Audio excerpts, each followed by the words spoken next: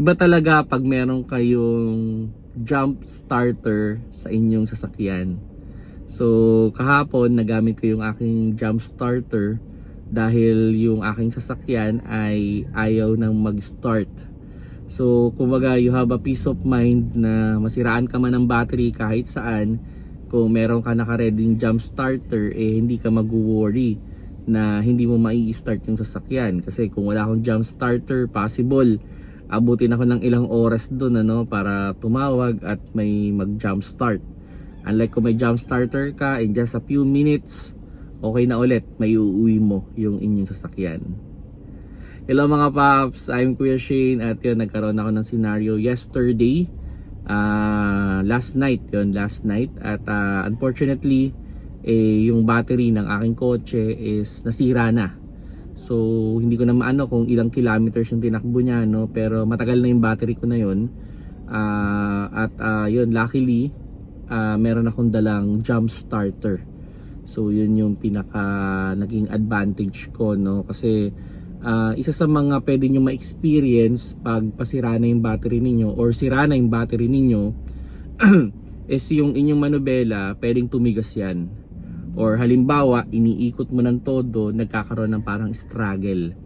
Ang idea kasi doon, yung especially sa mga maliliit na kotse, electric type na kasi yung steering.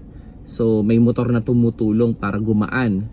So yung motor na yun, medyo mataas yung consumption niya sa power. So kung may problema kayo sa battery, medyo magi-struggle siya. So isa yan sa mga indication na malapit na kayo magkaroon ng problema sa battery. Pag yung inyong steering, lalo na pag nag-heavy turn kayo, is parang may konting struggle or tumitigas. Yan. So yun yung nangyayari at unfortunately yun, nasira na yung battery. And buti na lang may dala akong jump starter. So wala akong worries na hindi ko mai-start yung sasakyan. At yun, yung aking jump starter na ginagamit is a branded one. So it's a nice yung 70 Mai na jump starter yung ginamit natin. And kahit diesel, kaya niyan. Kahit diesel, kahit SUV, kayang-kaya. Kasi na-try ko na yan sa SUV. Even truck nga nahiram pa yan sa akin dati. So yun, yan. Kung sakali man if you want to have a peace of mind sa road, yun, you must have a jump starter na lagi nasa kotse ninyo para anytime na masiraan kayo ng battery, kasi hindi natin minsan malaman kung kailan siya masisira. So yan, jump starter yung kailangan yung bilhin.